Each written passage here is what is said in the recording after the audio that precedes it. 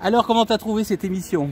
C'est vraiment un plaisir de venir ici, de participer à l'émission de Patrick. Ouais. Et puis voilà. Oui, c'est pas ta première en plus. Non, c'est pas la première. Et puis voilà, c'est passionnant de faire découvrir ce qu'on fait, d'en parler et d'exposer ce pourquoi on vit, puisque c'est aussi une partie de notre vie, quoi. Bah oui. Bon, bah je te remercie. Alors Lucas, comment tu as trouvé cette émission? C'était une très belle émission, c'était très convivial. Voilà, on a pu partager notre passion, notre savoir. Ouais. Et voilà, c'était super. Bon, bah à la prochaine alors. À la prochaine et merci encore. Salut. Alors, un mot sur l'émission quand même, comment t'as trouvé? Très bien, ça s'est très bien passé. Ouais. On n'a pas tout abordé, on n'a pas eu le temps, mais c'était très bien. À Voilà. refaire, à rééditer. Eh ben super. Merci beaucoup. Allez, à bientôt. À bientôt. Eh ben dis donc, t'aurais pu t'habiller tout de blanc vêtu, je vois que t'as les baskets là. Bonjour Patrick. Ah pardon, bonjour Alain. Bonjour. D'abord on dit bonjour, mais bon. Ouais, excuse-moi. Alors qu'est-ce que tu as avec mes baskets? Je dis que tu aurais pu te mettre tout de blanc vêtu. Pourquoi mes baskets te plaisent pas? Si, elles me plaisent. Admettons, si je te fais ça, regarde bien. Regarde. Ben, ça c'est quoi ça? Ça c'est handicapé. Vas-y, tombe. Un crochet. Un crochet. Ah d'accord, c'est un crochet. Ah, ça veut dire quoi? Danse sévillane. Non. Mais si. Non. Nous recevons des raseteurs. Ah. Alors, Rasoteur, d'accord. Loïc Ozol, Oui, ancien très bien. raseteur très fort. Oui, si tu veux. Le jeune. L'autre est vieux. Oui, un peu plus. Ah d'accord. C'est un peu comme toi et moi. Ah oui, d'accord. Le jeune donc s'appelle Lucas Lopez, Oui. Loïc Ozol. Oui. Et nous recevons une personne qui fait ça bénévolement, qui va prendre des photos dans les arènes. Un photographe. Un photographe. D'accord. Et il s'appelle Gazan. Gaza, très bien. Eh bien on va les rejoindre. Allez, on y va? Allez, on y C'est va. parti.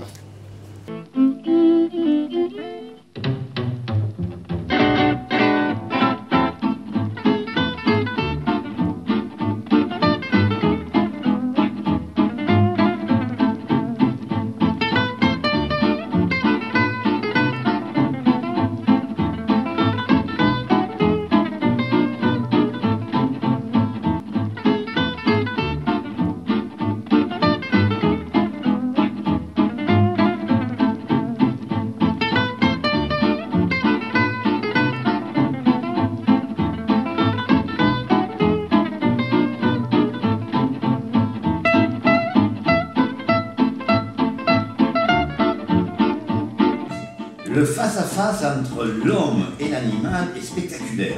Il ne suffit pas de se mettre devant un taureau, tout de blanc vêtu, et se dire « je suis raseteur ». Non. Il faut beaucoup de courage, de passion, de pratique, et peut-être des prédispositions. Et surtout, du travail et du travail. Bonjour à toutes et bonjour à tous, merci de nous suivre une nouvelle fois sur les réseaux sociaux. Vous êtes de plus en plus nombreux, nos émissions se suivent, mais ne se ressemblent pas. Aujourd'hui, nous recevons et nous vous proposons une émission sur nos traditions et sur la course camarguaise. Nous sommes toujours dans les salons du W, en compagnie de Alain Moula, qui attend sagement la Capellado. Tu sais ce que ça veut dire, Capellado? Aucune idée. C'est quoi la Capellado? C'est quand on rentre en piste pour se présenter. Se présenter devant la présidence. D'accord. C'était juste une petite queue. Hein. Ce sont les raseteurs qui défilent et qui saluent la présidence. Elle est là, la France.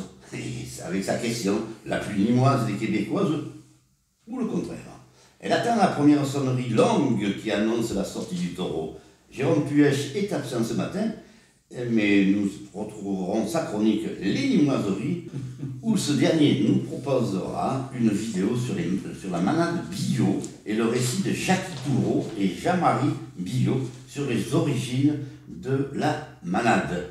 Nos invités, Loïc Ozol, c'est un jeune, il habite le Quélard, il est du Quélard. Bonjour Loïc. Bonjour à tous. Alors, raseteur de son état, quadruple vainqueur du Trophée des As. Il vient de faire ses adieux, ou il va faire ses adieux cette année. Il a 37 ans, hein, c'est ça. Et à la piste, mais on en parlera un peu plus longuement tout à l'heure concernant TV Toril ou Toril TV, comme on dit. Toril TV. Toril TV, donc Il a pris des actions au sein de cette entreprise, on peut le dire ça. Hein. Oui, bien sûr. Et tu fais des interviews aussi, on en reparlera. Alors, Lucas Lopez, elle, ça porte bonheur. C'est ce qu'on a l'habitude de dire. Jeune raseteur de 21 ans, vainqueur du Trophée de l'avenir 2021, mais pas que.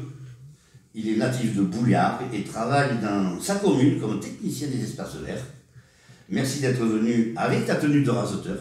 On t'a demandé, tu es venu avec, ça c'est très bien. Et puis, Tégel Gazian. Oui. Alors bonjour. Bonjour. Toi le gardois. Oui. L'homme des taureaux. Oui. De la photographie. L'homme des cavernes. L'homme des cavernes. Tu attends avec impatience la photo du ciel. Ouais, ça ouais. Alors merci encore messieurs d'être parmi nous, ça c'est un fait particulièrement. Alors nous allons débuter par les limoiseries de Jérôme Puech. Eh bien retrouvons dès à présent Jérôme et sa vidéo sur les limoiseries. Mon cher Patrick, aujourd'hui je me trouve sur le terrain et non pas sur le plateau de tête à tête. Je vous propose une rencontre en fait entre Jean-Marie Billot et Jackie Toureau. Jackie Toureau a écrit un livre, La manade Icare, et je vous propose de découvrir pourquoi il a écrit ce fameux livre.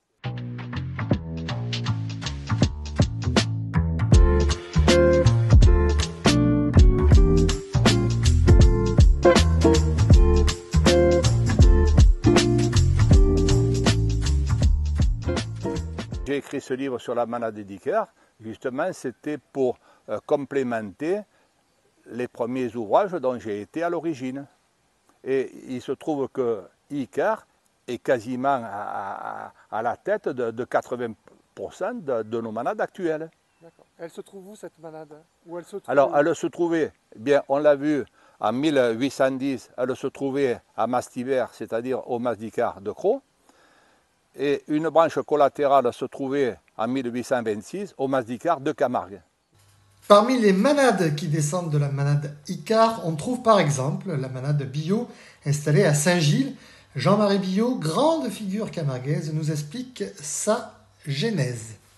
La manade fut achetée en 1940 par mon père Émile, hein, voilà, des bêtes de Touchot.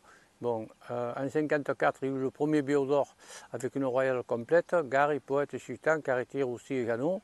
Bon, ensuite, bien sûr, il avait quatre courses, donc il courait pas mal avec les taureaux, il s'était basé là-dessus. Pourquoi? Parce qu'il était à côté d'un bail qui s'appelle René Barbu, qui l'avait poussé à acheter cette manade, hein, et c'était René Barbu qui était avec lui, disons, qui ont créé cette race, hein, qui a donné ces grands taureaux.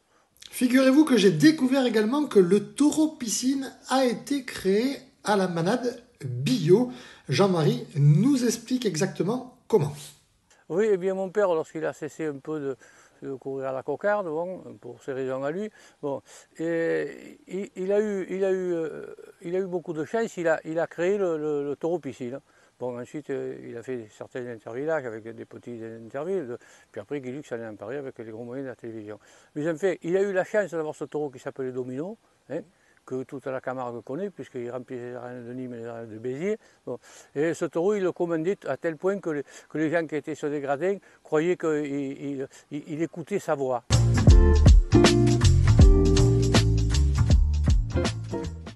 Voilà, ce reportage est terminé, mon cher Patrick. Je vous rends l'antenne et je vous recommande ce livre, Icare ou l'origine des manades, signé Jackie Toureau. Et puis, j'ai une question pour vos invités. Comment ils imaginent l'avenir de la tradition camarguaise? Alors déjà, justement, Jérôme nous pose une question. Toi qui dis c'est right. Oui. Alors, on va partir de la base, la tradition camarguaise. Si on parle des spectacles de rue, c'est être très difficile avec les normes d'assurance et tout ça. Rappelons les théâtres, le spectacle de rue, qu'est-ce que c'est? Brigade, bandit, tout ce qui se fait sur le boudron. Il y a des gens qui sont au Québec qui nous regardent. Ouais. Les taureaux, c'est le second couteau, c'est-à-dire c'est un peu comme les ouvriers comparés aux cocardiers qui seraient des ingénieurs, des docteurs. On peut situer comme ça le plancher pour les bestiaux, pour les taureaux. Et pour ce qui est vraiment de la course camarguaise, je pense qu'il y a quand même encore de beaux jours, même si ça tiraille un peu de chaque côté. Il y a quand même des beaux jours entre la fédération qui essaie sur certaines choses, les raseteurs qui ont une idée et certaines volontés, et les manadiers qui veulent essayer de protéger au maximum leurs taureaux. Il y a je pense, un avenir. Et toi, tu étais attrapaille. Oui, alors c'est pas le haut du panier non plus, hein, c'est juste pour se faire plaisir d'aller aux bêtes, d'aller attraper le taureau. Mais moi, mon intérêt, c'est vraiment le taureau. Je ne vais pas me faire des copains, mais c'est les rasateurs, ça passe souvent. Ce qui m'intéresse, c'est d'aller voir le taureau évoluer dans son milieu naturel surtout. C'est là où je le trouve le mieux, mais c'est pas là où il sert le plus. Mais la finalité est qu'il œuvre dans l'arène. Alors, Loïc, toi, sur l'avenir des courses camarguaises. Moi, très honnêtement, je suis plus que confiant pour deux raisons. C'est que, déjà, on prend rien que notre différence d'âge, ça veut dire que de ma génération à la sienne, les jeunes voient encore au taureau et ont encore envie d'aller au taureau, ont encore envie de marquer l'histoire aussi de la course camarguaise. Je pense que ça, c'est important. Et puis après, je pense qu'il y a maintenant il y a une formule à prendre en considération, c'est de la société dans laquelle on vit et comment on peut s'adapter à ça. Donc c'est juste du travail, je pense du travail de communication, du travail de diffusion et du travail de compréhension qu'on a à faire. Mais honnêtement, je pense qu'on a de beaux jours devant nous, si ce n'est que ça passionne encore. Ça devient de plus en plus spectaculaire aussi, parce qu'on ne se rend pas compte en fait entre les débuts de ma génération à moi et puis la génération des taureaux maintenant et des rasoteurs évoluent en permanence. Il y a beaucoup de différences entre chaque génération.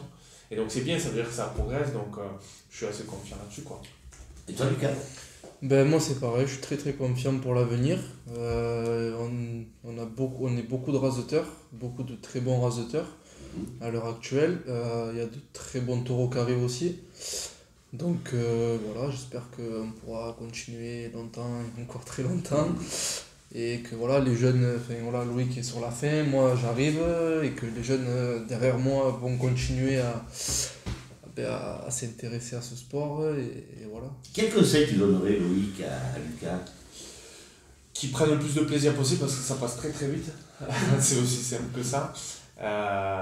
Puis après c'est difficile, je pense que Lucas comprend ça, mais c'est assez particulier les taureaux, donc tout ce qu'on vit, tout ce qu'on ressent avec les taureaux, c'est quelque chose qu'on n'efface pas et qu'on gomme pas, donc qu'il en prenne le plus possible et qu'il puisse vivre avec ça, quoi. La base, c'est quand même la passion, et après... Et le travail, je s'y tiens, c'est le travail. Dans tous les cas, il n'y a jamais aucun sport ou aucune pratique sportive qui se fait sans travail. Enfin, il y a une expression que j'aime bien comme ça, c'est l'expression qui dit que le don sans travail, c'est juste une mauvaise habitude. Donc on peut être doué dans un sport, mais ça ne veut pas dire qu'on va être doué longtemps. Mais ce qui permet aussi de passer les étapes, la difficulté de la préparation, la difficulté du sport et du travail, c'est uniquement la passion. On ne fait jamais aucun sport en se disant juste que ça va être bien de faire ça comme ça. C'est vraiment la passion qui amène au travail, quoi. Alain? Mais moi, je suis assez optimiste comme vous pour l'avenir parce que je trouve que, en général, les traditions sont de plus en plus importantes dans chaque pays. Et contrairement à Tauromachie, vous êtes tout à fait dans l'air du temps. Donc, avec l'écologie, il n'y a pas de mort, il n'y a pas de tout ça. Donc, je trouve qu'au contraire, si avant c'était la Tauromachie bien connue et beaucoup moins vous, je pense qu'aujourd'hui c'est presque du 50-50, on se cache pour aller voir une corrida alors qu'on est fier d'aller voir un truc. Et je pense que l'avenir et tradition, c'est nos racines, j'en fais partie puisque je suis Nîmes. Et donc je crois qu'il y a un bel avenir encore pour la...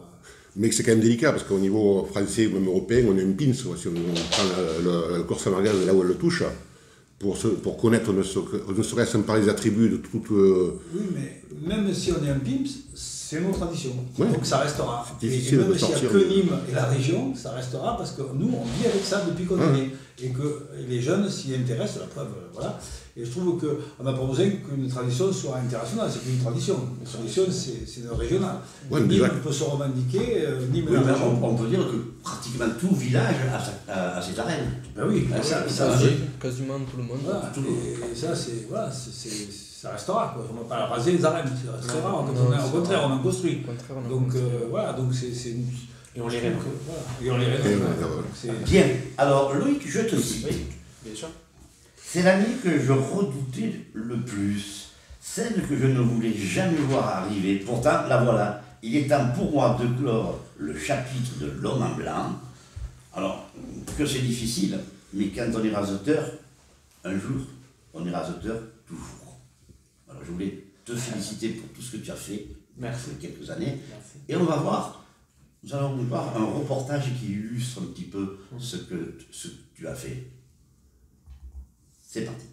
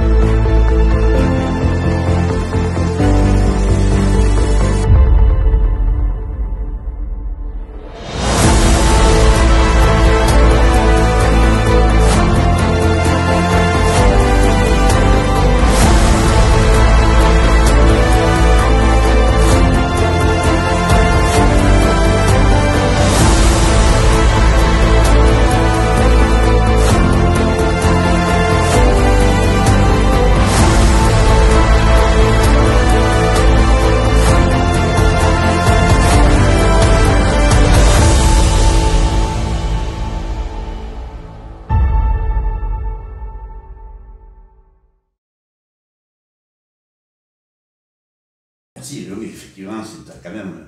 Il faut une certaine dextérité, il ne faut pas avoir peur non plus. Est-ce que vous avez peur tous? Moi, personnellement, je pense que la peur s'appréhende en fait par le travail, c'est-à-dire que plus on maîtrise et plus on a d'expérience et plus on arrive en fait à contenir ça. Mais pour ma part, c'est aussi ce qu'on va chercher, c'est-à-dire qu'on aime se faire peur. Enfin, moi, je pense qu'il y a un peu de ça, je pense que Lucas va dire la même chose que moi. Bien sûr. Et ça peut s'appeler le track également. Vous l'avez le track avant d'entrer Avant des grosses compétitions comme Louis qui a gagné tout ça, la Palme d'Or, c'est des gros trophées. Je pense qu'arriver à une finale de Palme d'Or, c'est là où il y a les plus gros taureaux de l'année, on va dire, les plus grands raseteurs. Je pense que celui qui n'a pas le track avant cette finale-là ou cette course-là... Et il se manifeste comment ce track? Après, moi j'ai souvent le track, on va dire, mais j'arrive après à le compenser j'essaie de me surpasser pour passer au-dessus de ça, et c'est ce qui me fallait de l'avant, quoi. D'accord. Donc on sait qu'on parlera de ton parcours, hein, de ton apprentissage, ce qui est important. Moi je voulais parler de ce qui va suivre la petite course avec les missions que tu animes et les parts que tu as pris dans Télétoril. Tu peux nous en parler un petit peu? Bien sûr, avec plaisir. C'est aussi une manière pour moi de retransmettre ce que j'ai vécu. Alors comme je disais tout à l'heure, c'est toujours très différent. On peut expliquer le saut en parachute tant qu'on n'a pas sauté, on sait pas ce que c'est. Les taureaux, c'est un peu pareil. C'est difficile d'expliquer ce qu'on ressent en race de temps. Et à travers Tauril TV, c'est vraiment ce que j'essaie d'apporter, c'est-à-dire mon expérience à moi, ma technique à moi, et ce que je peux en fait expliquer d'un taureau.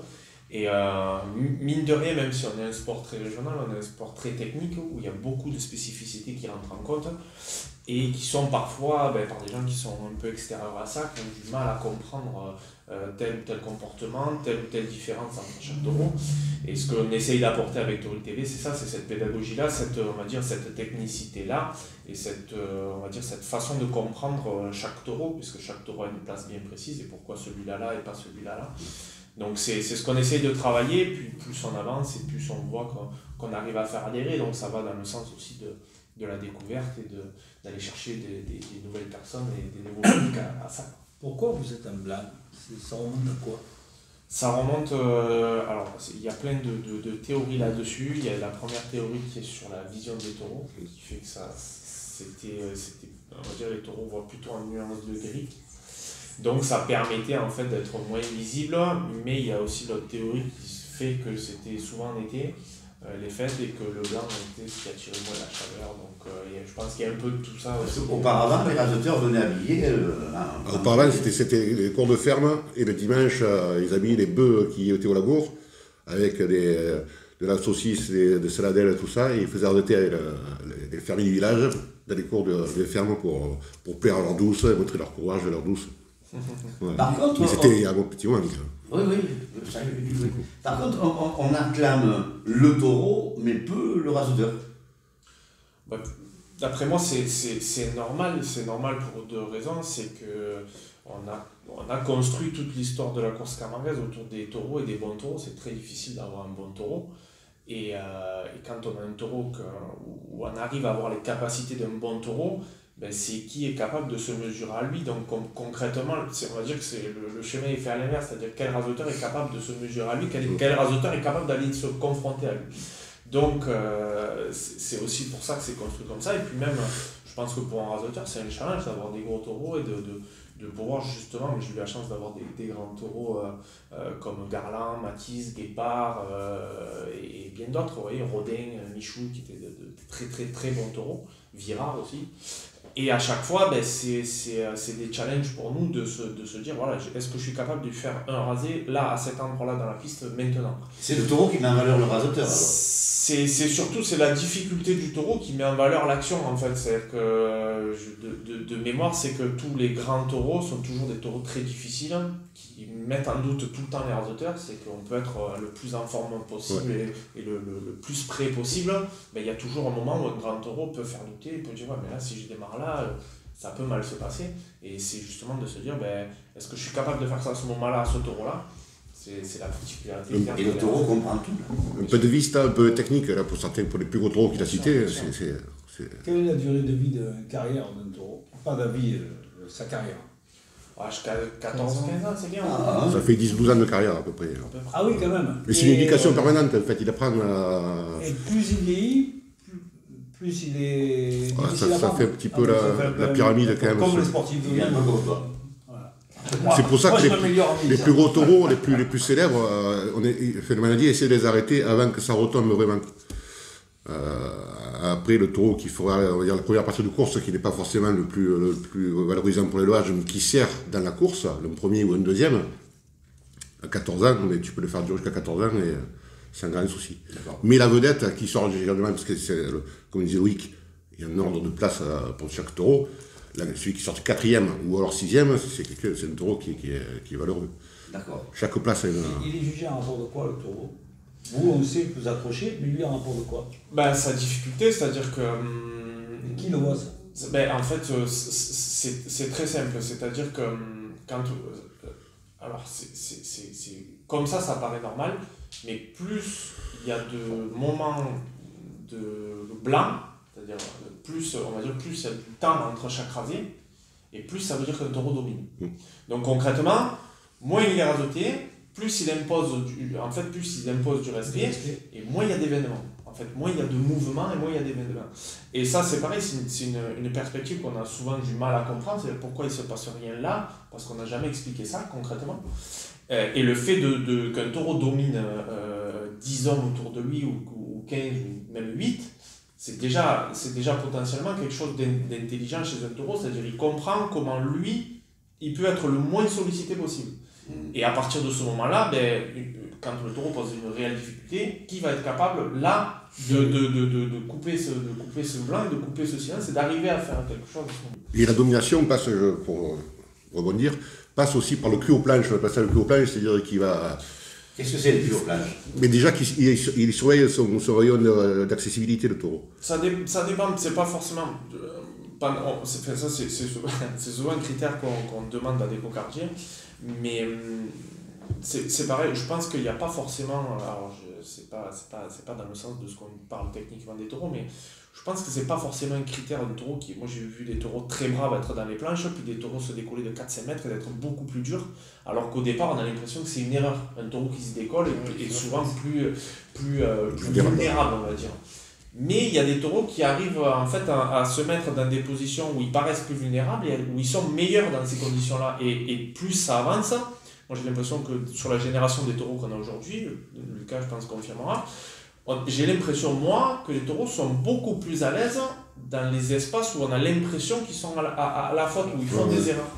Donc c'est pour ça que c'est assez paradoxal. C'est intéressant ce que je suis d'accord avec ce qu'il dit. C'est vrai que moi le premier, quand un taureau est décollé tout ça, je dis vais en course.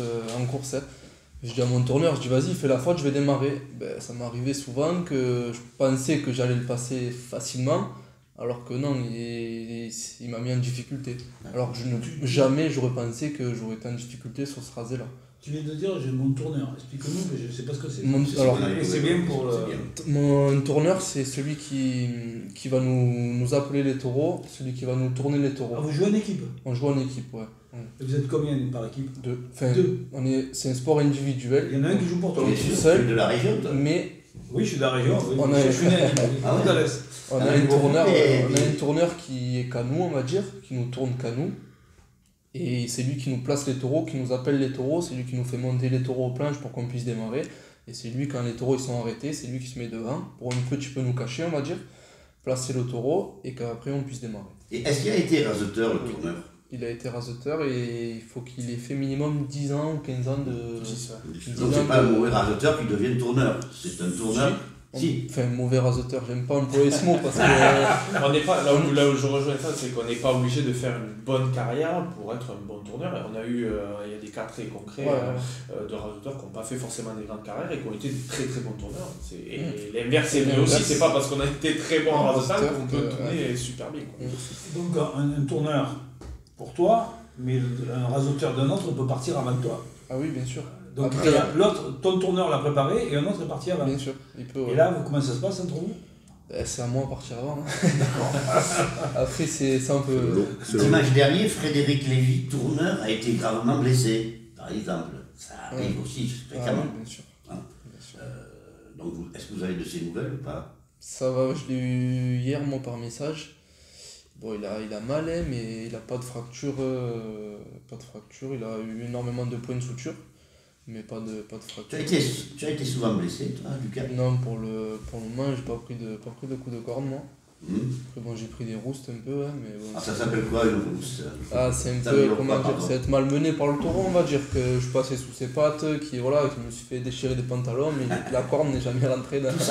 Alors, on essaie d'apporter toute cette science aux personnes qui ne connaissent pas la course, quand même. C'est important. Et c'est pour ça que nous aimons cette émission. Les cornes sont travaillées ou Pas du tout. emboulées, quelque chose? Ah si, au début, oui, elles sont emboulées pour les jeunes, parce qu'en fait, ce qu'il faut savoir, c'est qu'on ne vient pas de nulle part.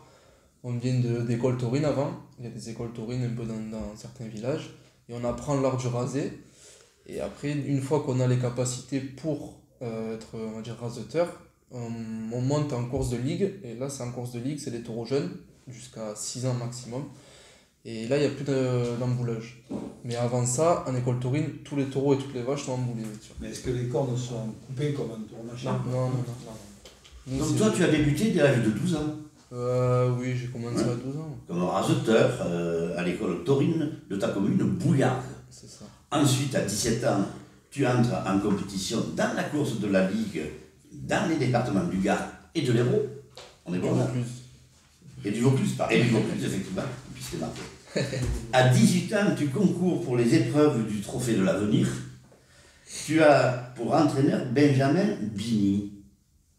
C'est un ancien raseteur et manadier, c'est ça? C'est ça, ouais. C'est lui qui t'a forgé un petit peu, qui te montre les... C'est lui qui m'a tout appris, on va dire. Ouais. Depuis que j'ai commencé, il est là, il m'a montré, il m'a expliqué, et voilà, après c'est sur des années qu'on arrive à avoir un peu de résultats, mais ouais, c'est lui qui m'a un peu tout montré. Et puis tu es championne de France Espoir. Ouais, cette année. Tu as gravi rapidement les échelons, ouais. rapidement. Et en 2021, tu remportes justement le Trophée de l'Avenir à Romoulin. En juillet, ce n'est pas fini, tu gagnes la Cerise d'Or, puis le Grand d'Or à Montfrin. Sur ta lancée, tu es vainqueur du Grand Prix de la ville de Nîmes au mois d'août. Ça a été une année pleine. Ouais. Un petit peu comme la tienne. Alors, pas 2021, parce que moi, elle était complètement vide, 2021. Ouais, non, mais à tes débuts. Mais ouais, ça correspond un petit peu à... Mes débuts, ouais, j'ai remporté le Trophée de l'Avenir en 2005. Moi, j'ai fait deux saisons à l'Avenir, 2004-2005. J'ai remporté 2005 et je suis arrivé au Trophée des As en 2006. Mais ouais, c'est des trophées importants. Je pense que ça met en confiance pour la suite et c'est bien de passer par tout ça. C'est un passage obligatoire. C'est formateur, c'est très formateur. C'est formateur parce que ça paraît pas grand chose, mais les trophées comme la Cerise d'Or, le Grand d'Or, le Trophée de l'Avenir, c'est un peu différent, c'est sur une saison complète, mais en fait, on est déjà dans une forme de compétition où il faut aller vite, où il faut avancer, où il faut être devant les autres, donc ça met déjà en prédisposition à passer au niveau, donc c'est très formateur comme Parfait. Donc comment te prépares-tu justement avant une course, Lucas? La veille, je me couche tôt, on va dire. Je vais pas faire la fête. Ça arrive quand même que tu fasses la fête. Oui, l'hiver, et de temps en temps quand même, on peut se lâcher, faut pas trop penser au taureau, sinon après c'est pas bon. Ouais. Mais après je me couche tôt, je me lève pas trop tard non plus, après voilà, je ne prends pas trop la tête. Et avant une course, as-tu un rituel? Pas spécialement, non. Pas la chaussette droite avant la gauche. Ah, Si, je fais mon sac, si c'est vrai, je fais mon sac toujours de la même façon. Toujours. C'était ton cas? Non, pas du tout. Mais sinon, j'ai pas trop de mots.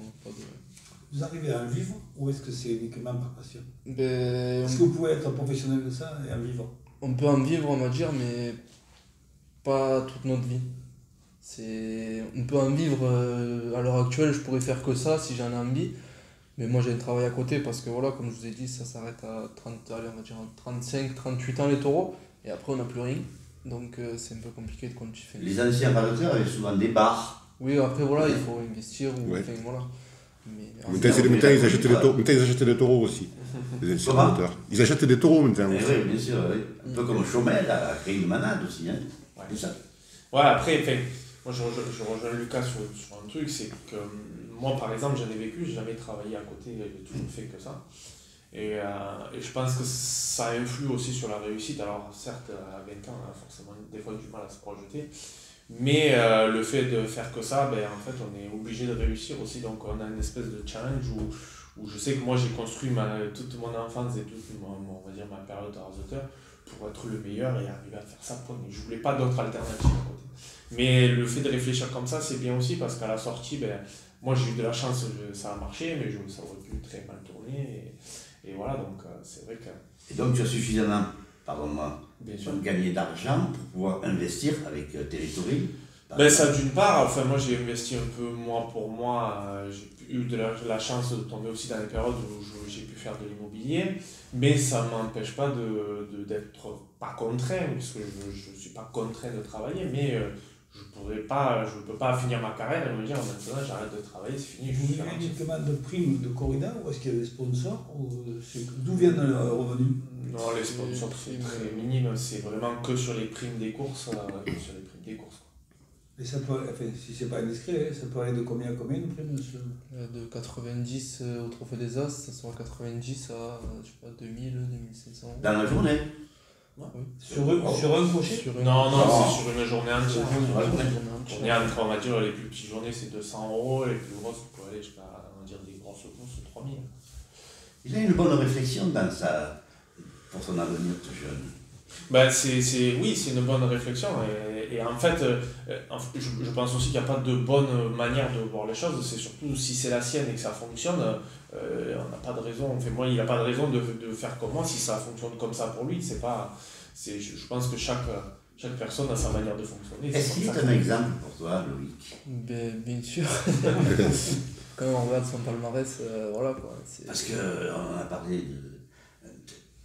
Combien de palmarès as-tu à ton actif? 4 trophées des As, 2 palmes d'or, j'ai fait 6 fois le trophée des maréchals Château-Renard, trophée de la mer, trophée des impériaux, le trophée du Muscat à Lunel, le trophée Castro aussi à Lunel 2 fois. Mais enfin voilà. Donc, et tu le plus primé en activité? Non. En activité? En activité, peut-être en activité. En activité, tu fais partie des plus... Oui, en activité, oui. Donc, alors, encore une année de course? Ouais, alors une année, façon de parler, c'est-à-dire que là, j'ai eu un souci au dos en fin d'année 2020, donc une hernie discale, j'ai essayé un peu d'arriver de chercher à me soigner. 2021, j'ai pas couru parce que ça ne faisait pas comme je voulais, donc j'ai pris une année vraiment pour me reposer, prendre soin de moi. Et puis au final, les docteurs qui me suivaient en 2021 m'ont dit voilà, si ça passe pas là, il faut opérer. Ça me gêne pas forcément plus que ça dans la vie courante, c'est pas une hernie qui m'handicape vraiment, elle m'handicape pour les taureaux certes. Mais si je devais continuer vraiment, il faudrait que je fasse une opération qui est plutôt lourde, c'est vraiment souder 2 vertèbres, voilà, 37 ans. Donc là tu te dis je vais continuer. J'aurais 25 ans, la question ne se pose pas, aujourd'hui j'en ai 37, pour faire une opération qui demande de la rééducation, qui demande de la réathlétisation, j'en ai pour globalement, je pense que pour arriver à un niveau à peu près correct, après l'opération, au moins une bonne année, ça va faire 38 ans, enfin à un moment donné je pense que... Quand tu as des anciens comme ça, avec autant de titres, tu as du respect puisque tu avais un. Mais quand tu es prêt à partir, tu les respectes ou tu t'en fous complet? Non, quand on est en piste, j'essaye que ce soit moi le premier qui lève les attributs. Tu essayes ou tu t'en fous complet ou est-ce que tu as quand même la star et tu... Non, moi j'essaye. Après, je le respecte énormément avec. Voilà, oui. Mais c'est celui qui. Mais après, quand on est en piste, je pense que Loïc c'est pareil. Si il peut passer devant, il passera devant. Voilà. Et toi, les jeunes, tu laisses pas de cadeau. Tu y vas. C'est aussi comme ça qu'on fait ses preuves. C'est-à-dire, moi, je suis arrivé en 2006 au Trophée des As. Il y avait Sabri Alouani qui dominait le trophée depuis 6 ans. C'était très difficile de se faire une place et en fait on se fait une place uniquement en s'imposant quoi, c'est-à-dire que on va dire il y a quelque chose qui est particulier dans les taureaux, c'est que on va dire, le fait de dominer, d'être meilleur, ça se prend. Ça se demande pas, ça se prend. Et en fait, il faut prendre des initiatives, il faut faire les choses. Faut que tu bouscules. Mais c'est comme ça. Mais et puis de toute façon, on va dans ce sens-là. C'est-à-dire qu'à un moment donné, quand il y a trop de jeunes qui passent à droite à gauche et qu'on n'arrive plus à se positionner, ben, soit avec l'orgueil, on fait encore 2-3 saisons, comme j'ai pu faire. Et puis au bout d'un moment, on dit, bon, là, il va vraiment plus vite sur 3 mètres, ça sert à rien, quoi. Donc voilà. Donc, quand même, ton photographe, Oui. que fais-tu dans la vie, mis à part. Parce que c'est une passion, la photo. Oui, ça m'est venu par rapport à des problèmes de santé, justement. Je ne pouvais pas faire ce que je voulais, que ce soit au boulot ou autre. Donc, je me suis reporté sur la photo. Tu étais caviste avant. Caviste, oui, pendant 20 ans. Et j'ai pris quelques douleurs à mon boulot, en tant qu'attrapage quand j'étais gamin, pas mal aussi. Quelques comas, etc. Ah, d'accord. Ah oui, carrément, ouais. Et donc après, je me suis reporté sur la photo pour pouvoir goûter encore au taureau à ma façon. Déjà que je pensais avoir un peu la vision du taureau, maintenant après on peut la mettre en impression sur les images. Et voilà, je me régale. Alors que cherches-tu justement à capter par tes photos? Le sensationnel, la beauté, l'art? Qu'est-ce que c'est que tu veux là? Alors, je vais dire, c'est un peu pompeux, même les trois. Oh. Les trois. Ça dépend de quoi. Si je vais voir une course, je vais chercher le beau rasé, la main appuyée sur le frontal, comme on dit, le templé de taureau, la capture des attributs. C'est-à-dire qu'un coup de crochet, on arrive à enlever la cocarde, c'est-à-dire le bout de tissu rouge qui est au milieu. Si j'arrive, moi, avec mon appareil photo, à capter ce moment-là précis, je clique au bon moment, je suis le roi du pétrole. L'onglang, c'est-à-dire les pompons à laine qu'il y a de chaque côté, j'arrive à prendre cette capture, c'est magnifique. Le saut, ou le coup de barrière d'un taureau sur un raseteur, c'est extra aussi. Le baroulage, c'est-à-dire quand un raseteur sans trop de mal se fait bachoucher, se fait renverser, piétiner. Bon, les taureaux, quand ça vous marche dessus, ça pèse un peu, mais bon, c'est pas un coup de corne, c'est pas un choc, un coup de corne. C'est ça, c'est un peu, c'est le côté sensationnel. Puis après, c'est dans les bois, c'est dans les pâturages. Quelle est la photo dont tu es le plus fier? La photo, je suis le plus fier. Est-ce qu'il y en a une? Pas spécialement. Pas spécialement. Et tu te situes pour prendre tes photos derrière les barricades? Donc, pas de contre-piste, parce que je serais excusez-moi, un emmerdeur pour les raseteurs. Et moi-même, je serais un danger, parce qu'un appareil photo, on n'a pas les mêmes. Alors que tu peux te mettre derrière le mur adhère, c'est-à-dire la contre-protection en contre-piste. Mais ça, je ne le fais généralement pas. Jambe pendante non plus, même si ça a été la tradition pendant des décennies. Jambe pendante, comme un sommière, les gens sommières, on peut se mettre jambe pendante. D'accord. Mais à mon avis, on embête les raseteurs, et si on n'a pas les bonnes réactions, on peut se prendre un coup de corne aussi. Ça, je préfère me mettre à un endroit au clair. Et ça, c'est d'habitude le taureau, c'est d'avoir un endroit au clair, que ce soit sur un parcours d'abrimade, c'est-à-dire de rue. Dans les bois, essayer de ne pas trop embêter aussi les bêtes, c'est-à-dire d'aller les voir, de les trouver, de faire le chasseur un peu.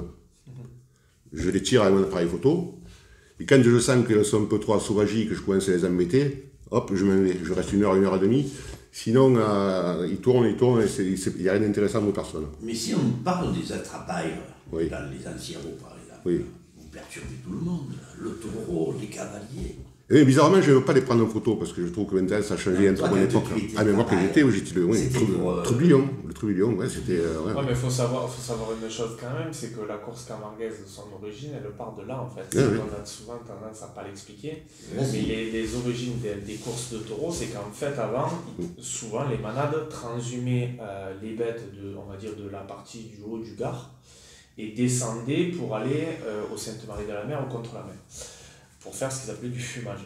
Et en fait, à ces périodes-là de transhumance, il n'y avait pas 50 000 routes, donc ils traversaient les villages. Et le but du jeu, à ces époques-là, c'était que les villageois, certains jeunes et tout, arrivent à écarter un taureau, le séparer, pouvaient le mettre dans un coin de la ville et s'amuser 2 minutes avec, le temps que les manadiers viennent les chercher. Et on dit souvent qu'en fait, les courses camarguaises viennent des masses. Et en fait, c'est une erreur historique, puisqu'avant la cour des masses, c'est ces transhumances-là, et on a des traces de ça de 1500. Donc, vous voyez, c'est quand même... C'est quand même une information, c'est bien. Puis ça remet un peu les choses dans son contexte. On dit souvent que la rue et la course camarguaise, c'est pas pareil. Et en fait, on s'aperçoit que les racines sont les mêmes et les fondements sont les mêmes. La relation entre les photographes et les... Il m'enlève une question. Mais perso, il n'y a pas trop de soucis. De toute façon, j'ai pas beaucoup d'amis, si on parle des réseaux sociaux, j'ai pas beaucoup d'amis raseteurs, pas beaucoup d'amis manadiers, pas beaucoup d'amis gardiens, j'en ai quelques-uns, mais je les demande pas. Donc après, si mes photos plaisent... Pourtant, Lucas m'a parlé de toi. Mais... Il te connaissait. Oui. Oui, après, on voit quand même sur les réseaux... Moi, je vois des photos, quand même des photos de moi ou des photos d'autres raseteurs, je vois, et puis il laisse une petite signature de savoir. Mais après, moi, je n'ai pas le suivi, parce qu'il se voit en photo, il me demande pour ami, il le fait. Moi, je n'ai pas. Les vedettes actuelles, que ce soit Katif, Zekraoui ou Cadena, je ne les ai pas en ami sur Facebook. D'accord. Voilà. Mais il faut être vraiment ami Facebook pour être ami dans la vie? Non, mais c'est de base, quand on fait des photos qu'on les diffuse populairement, ça peut être une accroche pour avoir des amis. Tu pourrais vendre peut-être tes photos, non? Ça m'arrive. Il y en a qui sont diffusés dans des livres d'ailleurs. D'accord. Passion Cocardière, chaque année, Ludovic Esteban prend une dizaine de photos. Jackie Siméon, pour son dictionnaire, m'en a pris aussi. Et puis, c'est pas non plus la recherche complète. Mon idée, ce serait de faire un livre de mes photos. Maintenant, c'est plus trop onéreux. Il faut l'éditeur qui soit pas cher. Il faudrait trouver quelqu'un qui puisse te financer tout ça. Mais bon, et nous serions là pour t'aider avec ton livre. Ah, c'est pas bête ça. Hein? Le projet ANC. Voilà. Et on balancera des choses comme ça, mais c'est ça. Alors, quelles sont les relations avec le président de la Fédération française de course camarguaise? Bon, c'est toujours normal en fait. La particularité, c'est que voilà, il faut aussi construire. Nous, on reste des sportifs, on n'a pas forcément, même si j'ai été longtemps à la fédération, c'est compliqué. On vit dans un monde qui bouge beaucoup, encore plus dans le sport. Mine de rien, même si on est, comme je disais tout à l'heure, un sport très traditionnel, très local, on est soumis au code du sport français. Donc il faut toujours s'adapter, donc il faut toujours faire, voilà, donc il y a quand même beaucoup d'administratifs à gérer. C'est pas, voilà, après c'est... C'est Nicolas Triol, le nouveau président, qui a été réélu du reste. Qui a été élu, qui avait pris l'alternance quand l'ancien président était parti, et là qui fait un mandat complet. D'accord. Alors faut-il être du Sérail pour assumer la présidence de la fédération? Oui, il est licencié, ouais.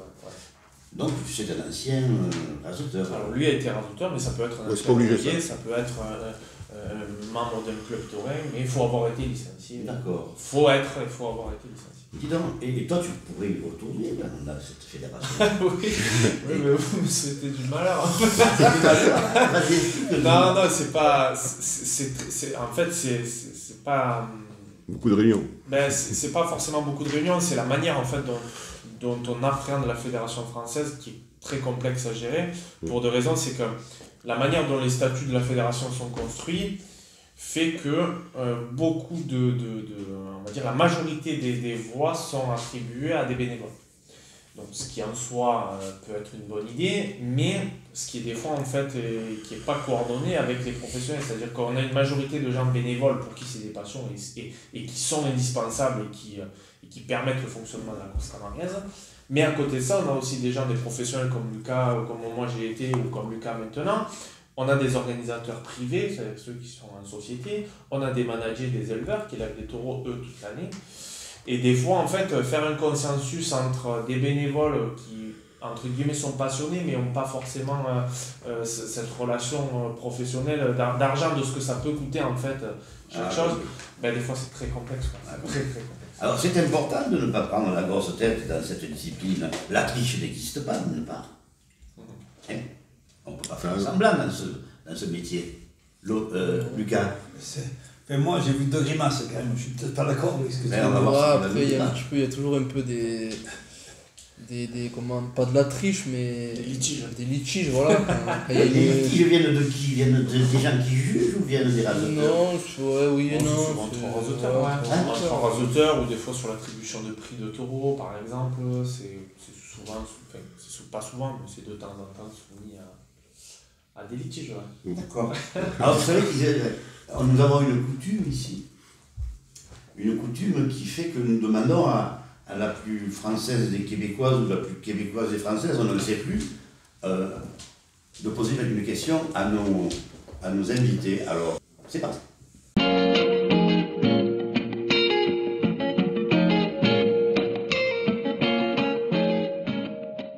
Bonjour France. Bonjour Patrick, bonjour messieurs. Bonjour. Une question assez simple pour vous deux. Est-ce qu'il existe un syndicat des raseteurs? Ça, en fait, c'est une question à 2 ou 3 volets. Est-ce qu'il existe un syndicat des raseteurs? Et si oui, qu'est-ce qu'il fait pour vous? Sinon, est-ce que vous aimeriez en former un ou en avoir un? Est-ce qu'il existe, par exemple, une assurance en cas d'accident lié à votre activité? Ou est-ce qu'il juge que le risque est trop grand? Et avez-vous aussi des agents qui s'occupent de votre carrière ou est-ce que vous gérez vos contrats par vous-même? Alors, il y a plusieurs choses. Plus qu'une question. Il y a un choix. C'est pas un syndicat des raseteurs, mais c'est une association. Voilà. Et l'association des raseteurs, en fait, permet dans les réunions de discuter, de mettre des points, en fait, et de discuter de points, par exemple, de points de règlement, de points des faits de course et comment on peut les gérer. Et l'objectif de l'association, c'est d'arriver à trouver un consensus, justement, d'une majorité de raseteurs qui pourrait se positionner sur telle ou telle décision. Et la particularité de cette association, c'est qu'elle porte cette voie-là en fait à la Fédération française de course camarguaise pour essayer du coup de, entre guillemets, ou de défendre ou d'apporter la voix des raseteurs à la fédération pour que ça soit appliqué en termes de règlement ou en termes de compétition. Ensuite, en termes d'assurance, il y a 2 assurances en fait globalement. Il y en a une au sein de la fédération qui est prise quand on prend les licences, donc qui peut être en fait souscrit, c'est des assurances de groupe avec la fédération. Et puis on peut avoir une assurance privée qui ressemble un petit peu aux assurances que vous pouvez avoir pour les cabinets de docteurs par exemple, vous voyez, donc qui couvrent en cas de maladie, en cas d'accident, tout ça. C'est une assurance qui est plus coûteuse, mais pareil, on est sur quelqu'un qui a une agence qui a quand même compris ce que c'était, donc on arrive à être couvert là-dessus. Et puis les agents, il y en a quelques-uns, ça existe un peu, c'est pas officiel, mais... Tu as un agent, toi, Lucas? Ouais, après, voilà, comme dit Loïc, c'est pas vraiment un agent, c'est quelqu'un qui s'occupe de moi, qui me prend les contrats pour la saison, qui me place, en fait, tout en ayant mon accord, bien sûr. Et après, voilà. C'est quelqu'un de proche? C'est Benjamin Bigny qui t'aide également. Qui m'aide, Qui t'apporte beaucoup. Toi, je suppose que tu n'as jamais assisté à une course camarguaise. Non, mais j'allais justement dire que j'ai beaucoup aimé la conversation et surtout sur la relation entre le taureau et le raseteur, et entre la bête et l'homme, autrement dit. Et ça m'intéresserait beaucoup d'en voir une. À l'occasion, je vous invite. Oh, c'est très gentil. Merci beaucoup. Merci, France. Allez, bonne continuation. Merci. Eh bien, cette émission, merci beaucoup, France. Il y avait d'autres questions, mais elle va se clôturer tout simplement parce que le temps passe vite, ça va bientôt faire 1 heure que nous sommes ensemble. Je voulais vraiment vous remercier tous d'être venus dans cette émission. Toi, une nouvelle fois, est-ce que tu as une dernière question à poser? Oui, le syndicat, la tauromachie par rapport à vous, quelle relation vous avez? Est-ce que vous avez des relations ou est-ce que c'est vraiment 2 mondes différents? Ouais, c'est pas du tout la même approche pour... je parle en tant que pour les taureurs ou les matadors, c'est pas la même approche puisque, on va dire, le marché principal d'un taureur, c'est l'Espagne, pas forcément la France. Bien que c'est en train de changer un petit peu. Mais je pense que l'approche du taureau, elle peut se ressembler aussi dans la prise de risque et dans l'appréhension du taureau. Et là où on se diffère un petit peu, c'est qu'on n'a pas forcément une compétition à proprement parler. Alors que nous, on est quand même plus appréciés. Vous vous croisez, vous parlez, ou il n'y a pas... Oui, c'est quand même assez perméable, bien sûr. Je voulais te remercier une nouvelle fois d'être présent dans l'émission. Merci, c'est Tagel ou Eric? Tagel, Eric, comme tu veux. Eric. Alors, ton nom de famille, c'est comment? Eric Dubois. Voilà, tout simple. Et Tagel sur les réseaux sociaux. Exact. Merci Lucas d'être venu dans cette émission. Merci à vous. Ça me fait vraiment plaisir de te recevoir. Merci. Toi, ça fait la seconde fois, hein. Loïc, merci une nouvelle fois d'être venu. Franchement. Et c'est un plaisir parce que vous apportez votre savoir. Et les personnes derrière leurs écrans ne connaissent pas obligatoirement la course camarguaise. Et donc, dans tous les départements, hors Gardois, nous sommes regardés, même à l'étranger. Voilà. Donc c'est important que vous ayez apporté toutes cela. Merci également à France Pellicano, avec sa photo et ses questions. À toi aussi, Richard Ravier. Bravo. Ravier ou Bravo? Oui. Merci à toi, Patrick. Merci à nous permettre de réaliser cette émission. Merci. Et puis je vous dis à très bientôt. Et puis restez nous fidèles. Bye bye. Au revoir. Alors comment tu as trouvé cette émission?